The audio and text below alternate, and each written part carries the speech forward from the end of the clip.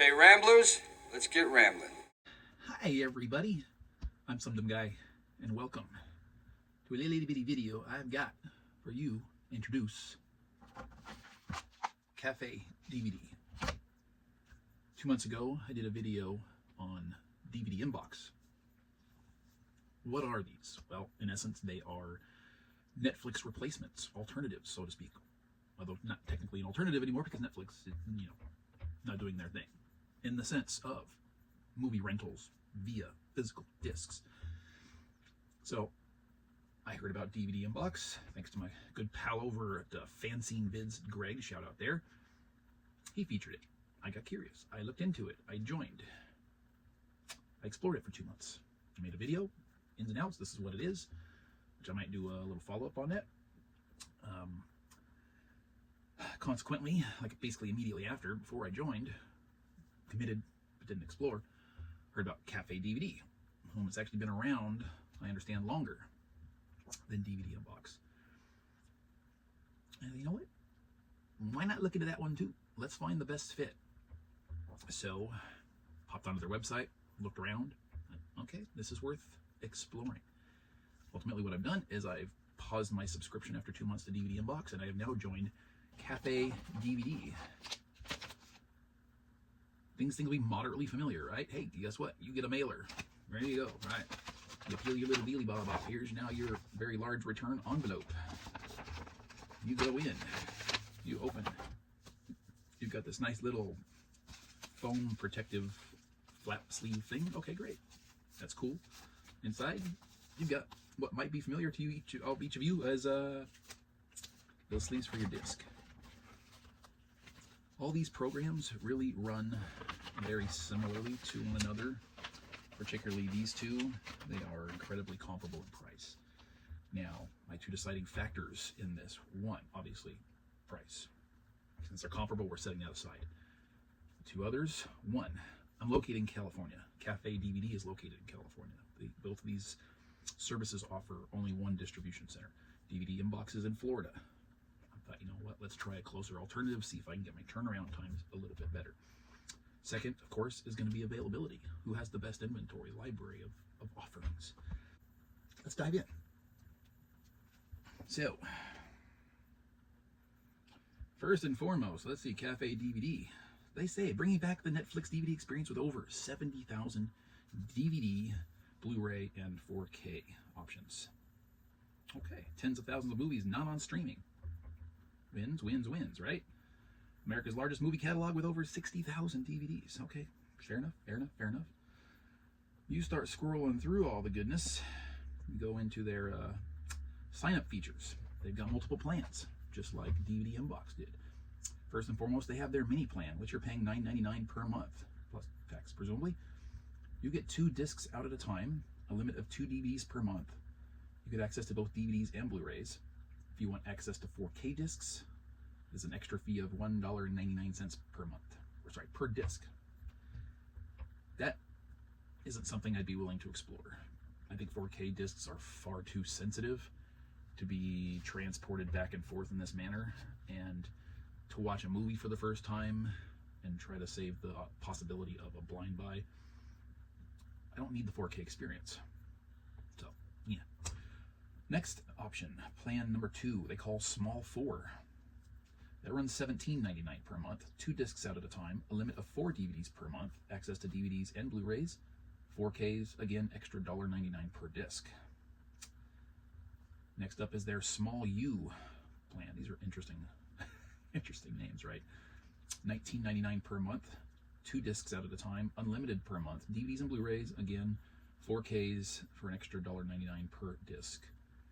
Next, we have the large 8 at $27.99 per month. You can get 4 discs out at a time, a limit of 8 per month, DVDs and Blu-rays, 4Ks, again, $1.99 extra per disc.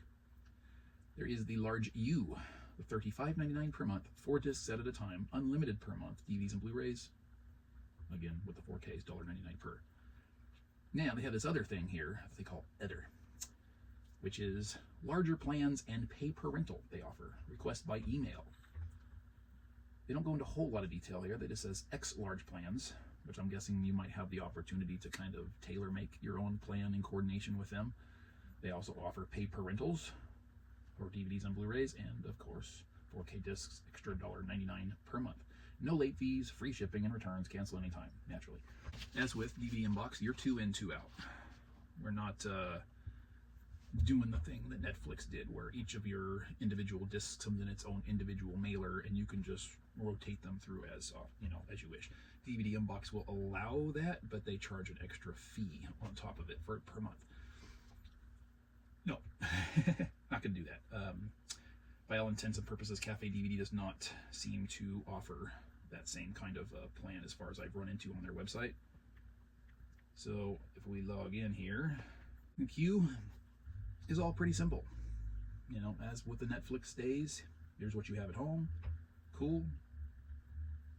They have a little feature here that the DVD Inbox also offers, where you can report when you have dropped your disc off in the mail, and hopefully it will yield the same results as it did with DVD Inbox, whereas you report it as dropped in the mail, you certify that as honest and true on our system, and they will start immediately processing your next batch, right? So, and then immediately following that is your regular queue, what you've got, what you have in line. Now, the one thing I have now reached out to them via email just today to inquire about, because I can't see any mention of it anywhere on their website, is if you're scrolling through their inventory for titles, and whether they've added to your queue or not, you'll see the listing for it. That will be by some titles a little green dot and others not. I've inquired, what does green dot signify? Does that mean it's currently available for rental right now? Does that mean they have it physically present in their library for rental, like as in the title that doesn't have the green dot is in their database, so to speak, but they don't have any copies on hand through their service currently? I would hope they wouldn't actually be there if that were the case, but I could also understand, like, okay, if the green dot signifies that it is currently within their distribution center for shipment right now, versus, let's say they've got 3 copies, 5 copies, whatever, I don't know, and they're all out in the world and not available at present to be shipped to me. That's the other thing I haven't really had an opportunity to do, is check on a daily basis to see how much or if these green dots change at all. I don't know. But I have now received my first delivery on, so Tuesday the 16th they shipped to me, and if I receive them on Tuesday the 20th, 4 days. DVD Inbox has a 5-day guarantee for whatever it's worth. If you don't get your discs within 5 days of shipping, within 5 postal days of shipping, you can report that and they will immediately begin processing another batch. So they don't guarantee that you get them in 5 days, but if you don't, they will immediately, before you can get them, start sending your next selections in your queue. And they send an email to you on the 6th day. Hey, have you gotten them yet? 5 days have passed. Very cool. CafeDVD has yet to send me any kind of shipping confirmation or processing confirmation, which DVD Inbox has done for both processing and shipping. And then the follow-up, it's been 6 days. So very cool customer service features for DVD Inbox that has yet to be duplicated for CafeDVD. So far, in my browsings, CafeDVD appears to have a larger library. I've been able to add more titles to my queue that have caught my eye. It's a give and take as far as what availability. I went through my DVD Inbox queue and tried to duplicate that on CafeDVD. Most overlapped, not all. DVD Inbox has a kind of like a wish list section, to where if they don't have it on there, you can like basically say, hey, there's demand for this, and you go on the Internet Movie Database and submit to them the the URL for a title you're looking for, and it goes into the wish list section, which you can actually access on your account and say, okay, these are all the things that I've requested. CafeDVD has a much more established and wider range of television titles.